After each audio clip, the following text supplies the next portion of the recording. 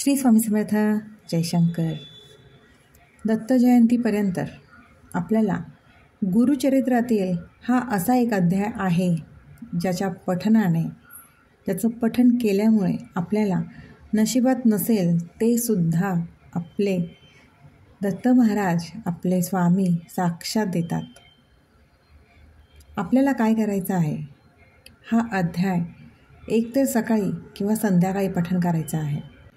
गरज आहे ती आपल्या विश्वासाची आणि आपल्या श्रद्धेची. गुरुचरित्रातील प्रत्येक अध्याय कुठल्या ना कुठल्या इच्छापूर्तीसाठी नक्कीच आहेत. प्रत्येक अध्यायाला तितकंच महत्त्व आहे.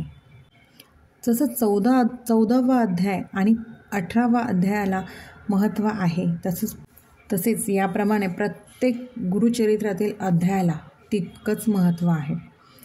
गुरुचरित्रातील 9वा अध्याय जो आहे तो रोज आपल्याला पठण करायचा आहे.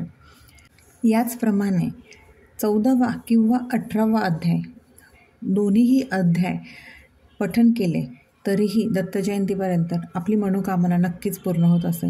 या दोन्ही अध्यायांची फलश्रुती तितकीच महत्त्वाची आहे. एका अध्यायाने आपलं गंडांतर टळतं तर दुसऱ्या अध्यायाने आपलं दारिद्र्य दूर होत असतं. अशी 14व्या आणि 18व्या अध्यायाची ख्याती आहे. जर आपल्याला यापैकी कुठल्याच अध्यायाचं जर पठण करता येत नसेल तर आपल्याला एक श्लोकी गुरुचरित्राचं पठणसुद्धा करता येऊ शकतं. हे अगदी मोजून 4 ते 5 ओळीचंच आहे.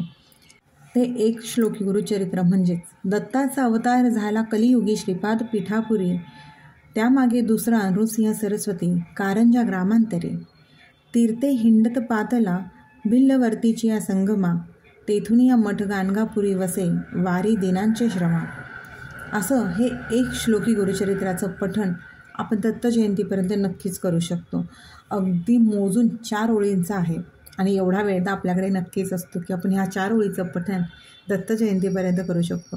किंवा रोज आपल्या ह्या सेवेत आपण जी काही आपली सकाळची किंवा संध्याकाळची सेवा असेल त्याच्यामध्ये ह्या 4 ओळींचं पठण आपण अवश्य करावं दत्त महाराजांच्या कृपा प्राप्त होण्यासाठी.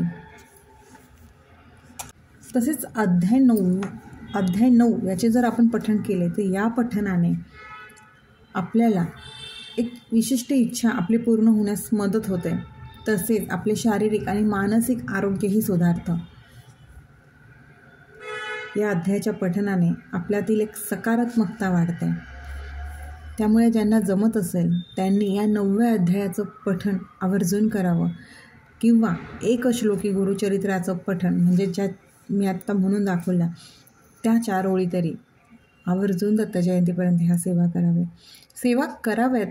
कारण आपण तेवढ्या देवांच्या जवळ जाण्याचा तो एक मार्ग असतो. त्यामुळे आपण आपल्या सेवा करायच्या असतात. आपल्या आयुष्यातील सकारात्मक बदल आपल्याला स्वतःला या सेवा करून करायच्या असतात. सेवा केल्याने आपल्या स्वतःमध्येच एक सकारात्मकता जाणवते. आपला ऑरा एक प्रकारचा स्ट्रॉंग होतो. यामुळे नकारात्मक ऊर्जा आपल्यापासून लांब राहण्यास मदत होते.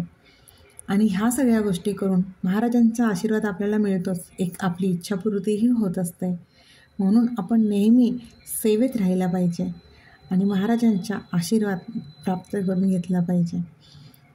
कुठलीही सेवा करायला जमली नाही तर अध्याय 9वा, 14वा, 18वा किंवा ह्या एक श्लोकी गुरुचरित्राचं पठण या दिवसात आवर्जून करा.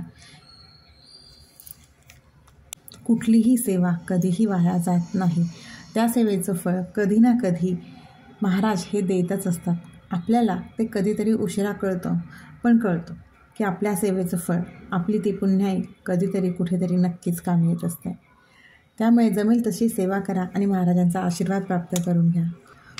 खूप तामझाम नाही करायचं आहे आपल्याला फक्त महाराजांच्या सेवेसाठी नामस्मरण आणि जशी आपल्याला जमेल तशी सेवा करायची. त्यांना सांगायचं की मला जमेल तशी मी सेवा करतो. कारण जर ज्यांना खरंच सेवा करायला जमत असेल ना, साग्र संगीत व्यवस्थित, त्यांनी अवश्य करावी.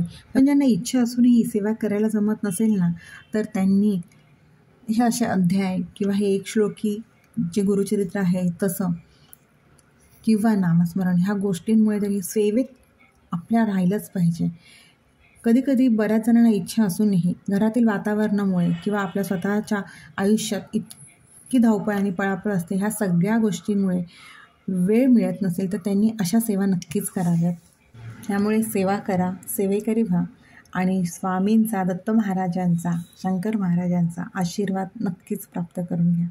श्री स्वामी समर्थ. दिगंबरा दिगंबरा श्रीपाद वल्लभ दिगंबरा, दिगंबरा दिगंबरा श्रीपाद वल्लभ दिगंबरा.